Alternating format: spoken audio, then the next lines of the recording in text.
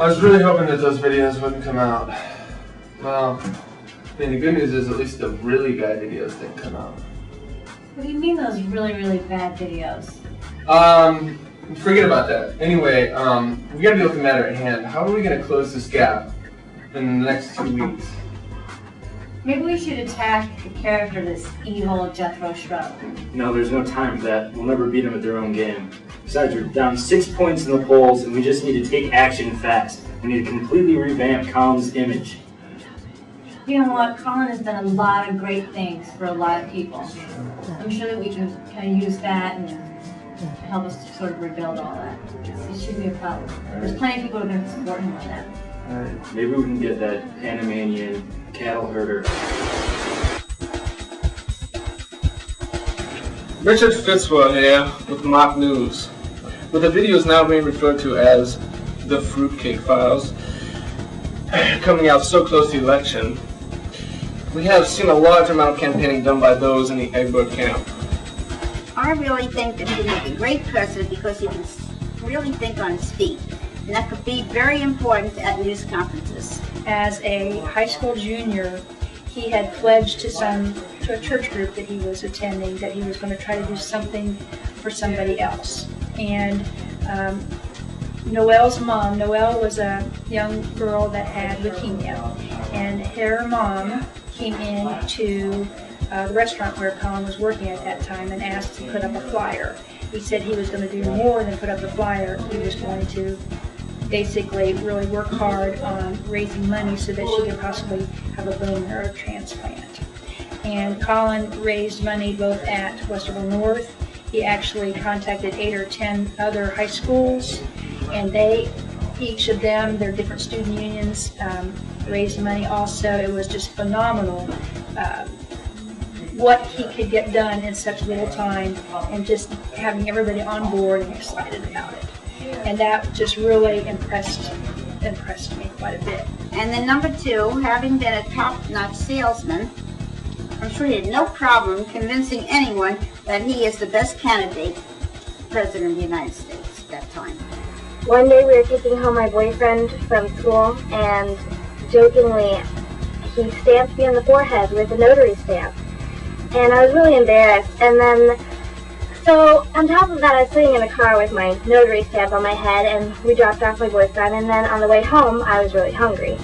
So we went to McDonald's, and in the parking lot, he tells me that if I go in there with the stamp on my head, and order and act like it's not there, then he will get me the food, and then we can go in and eat. But if I don't, then he'll take me right home.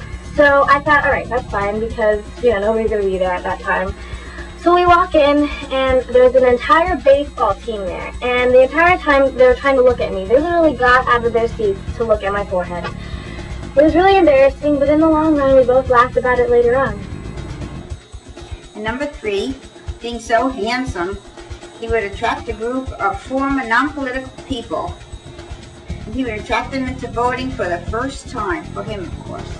After a late night of partying, partying has nothing to do with the story, but we decided to go to the Waffle House up on 161.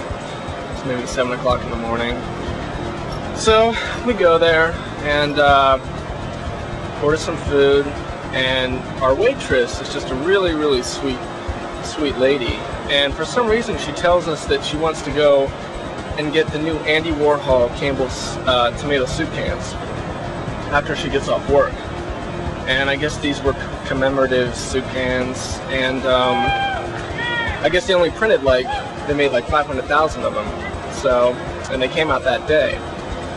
Well, Colin had the bright idea. He leans over to me after she leaves, and he says, "We're going to get her the soup cans." I said, "All right." So after we finish eating, we go in there, and we get her the soup cans, and there were only a few left. So if she would have gone, they wouldn't have been there. And we go back over to Waffle House, and she sees us come in with these cans, and tears are literally coming down her face. And it was just one of the most gratifying experiences I've ever had. And when we were driving back, we got on the freeway. I looked up at the sky, and I saw the sun coming down, and I don't know, I just felt like someone was speaking to us. So that's why I'm his friend. Ladies and gentlemen of America, you must vote for Colin Egbert for president. Colin Egbert, a good man. Colin Egbert, not a crook. Colin Egbert don't smoke a Cuban a cigar. He good for real estate. Colin Egbert good for business. Colin Egbert good for the United States. Vote for Colin Egbert for president of the United States. Well, the polls are in, and it appears that Colin Egbert is closing the gap in the race. Surprising. It seems like it will all come down to the final debate. You won't want to miss it. Stay tuned to see Colin Egbert and Jethro Shub square off right after this commercial break.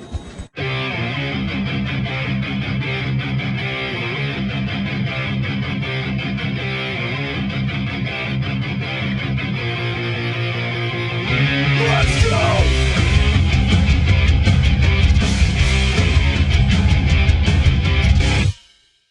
Jethro Shrub coming to you here, providing some closing comments. What I'll be all about in 2016. We're talking about war. Unrelenting, well prepared, it won't stop. Don't stop, get it done. A war. Secondly, it don't matter what none of that United Nations has to say, because you know what United Nations stands for? Unnecessary. That's what I'm talking about. America independent. Don't need no little Egbert running this country, little sissy boy. He needs strength. Ain't a bush, ain't none of that weed. I'm talking about the Shrub. 2016, vote for Shrub. My fellow Americans, in this time of era, we're faced with a lot of different challenges and a lot of different ways that we need to look at how our future, America's future, in the world is going to be able to improve. And I believe that with what the individuals of my platform and what we plan on doing, that we will be able to take America to where it wants to go and where it should be. Please consider Colin Egbert for President of the United States. Together, we're going to be able to change this world forever. Richard Fitzwell here, Mox News. With the official election results in, after a recount in Ohio and 4 in the state of Florida, it appears that it's now official. The 45th President of the United States of America is not only the youngest in U.S. history, but the first to be caught dancing in his little underpants. We're going to go live to Miranda Love for a special interview with the soon-to-be First Lady. Tell us, Annabelle, did you ever have any doubts that your campaign could pull it off? Absolutely not.